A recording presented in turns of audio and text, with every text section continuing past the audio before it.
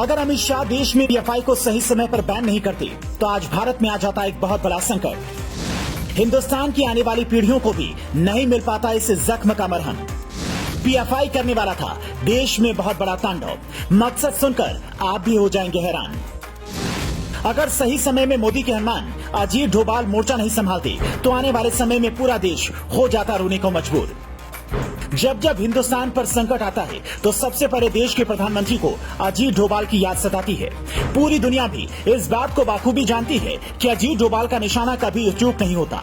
कुछ ऐसा ही इस बार भी देखने को मिला है, क्योंकि इस बार कुछ ऐसे सबूत देखने को मिले हैं कि आप लोग भी सबूत सुनने और देखने के बाद यही कहेंगे कि पीएफआई को 5 साल की नहीं बल्कि हमेशा के लिए ही बैन किया जाना चाहिए और इसको बैन करने का ये कदम बहुत पहले उठा लेना चाहिए था। हर 15 दिन के अंदर लगभग अमित शाह की टेबल पर एक रिपोर्ट जा रही थी कि आखिर पीएफआई क्या कर रही है और किस मिशन पर है, इनका पूरा मकसद क्या है। वहीं खुफिया एजेंसियां इस बात पर पूरी तरह से नजर गड़ाए हुए थी कि पीएफआई का मकसद प्रधानमंत्री नरेंद्र मोदी को अपने रास्ते से हटाकर भारत को एक इस्लामिक देश बनाने की पूरी कोशिश की जा रही थी। लेकिन ऐसे में गृह मंत्री अमित शाह ने अजीत डोभाल के साथ मिलकर पीएफआई को पूरी तरह से जड़ से मिटाने का प्लान बना लिया। पॉलिटिक्स की दुनिया के चाणक्य कहे जाने वाले अमित शाह और मोदी ने मिलकर एक बहुत बड़ा फैसला लेने की पूरी तरह से तैयारी कर चुके थे। लेकिन उससे पहले आप सभी को ये बात जरूर जान लेनी चाहिए कि आखिर पीएफआई किस तरीके से काम करता है और देश में आतंक फैलाने के लिए इसके पास करोड़ों अरबों रुपए का फंड कहां से मिलता है। अमित शाह और अजीत डोभाल की सहमति की बात ही ऑपरेशन ऑक्टोपस शुरू किया गया था। एनआईए की टीमों ने 15 राज्यों के 150 से ज्यादा पीएफआई के ठिकानों पर छापेमारी करना शुरू किया। ये पीएफआई के खिलाफ अब तक का सबसे बड़ा अभियान था, जहां पहले राउंड में 106 लोगों को गिरफ्तार किया गया तो वहीं दूसरे राउंड में 237 लोगों को हिरासत में लिया गया। पीएफआई ऑपरेशन गजवाई हिंद के लिए काम कर रहा था, जिसका मकसद 2050 तक भारत को पूरी तरह से इस्लामिक देश बनाना था। अमित शाह को रिपोर्ट सौंपी गई थी। उसमें इस बात की जानकारी दी गई थी कि पीएफआई को गल्फ के मुस्लिम देश करोड़ों की फंडिंग कर रहे हैं। पीएफआई को फंडिंग करने के मामले में कतर, कुवैत जैसे देशों का नाम भी शामिल है।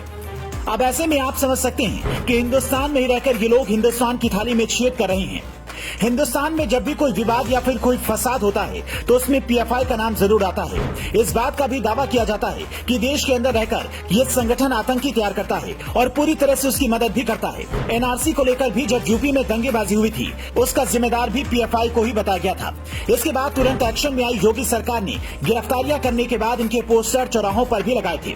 इसके बाद से ही दिल्ली में हो रहे दंगे, किसान आंदोलन, मदरसों में आतंकी गतिविधियों के साथ साथ हिंदुस्तान में कई सारे ऐसे सबूत मिले जिससे ये बात पूरी तरह से साफ हो गई कि आतंकी गतिविधियों में पीएफआई का पूरी तरीके से हाथ है। लेकिन इन सब के बीच प्रधानमंत्री मोदी का नाम सुनते ही खुफिया एजेंटों की नींद पूरी तरह से उड़ गई थी, जब उन्हें ये पता चला कि बिहार में होने वाली पीएम मोदी की रैली में आतंकी हमला होने वाला था। हालांकि इसका खुलासा ईडी ने भी किया था और बिहार से 2 आतंकी भी पकड़े गए थे, जिसके बाद इस बात का खुलासा हुआ था कि भारत को साल 2050 से पहले पूरी तरह से एक इस्लामिक देश बनाने की योजना की जा रही थी। उत्तर प्रदेश के मुख्यमंत्री बनने के बाद सीएम योगी आदित्यनाथ ने सबसे पहले पीएफआई के खिलाफ ही ऑपरेशन चलाया था। लेकिन बंगाल, पंजाब, केरल सहित कई अन्य राज्य जहां पर बैठकर पीएफआई का गुट हिंदुस्तान के खिलाफ इस तरह की साजिश रच रहा था, क्योंकि हिंदुस्तान की कई सारी राजनीतिक पार्टियां और लेफ्ट के राजनेता भी इनका सपोर्ट सिस्टम बने हुए थे।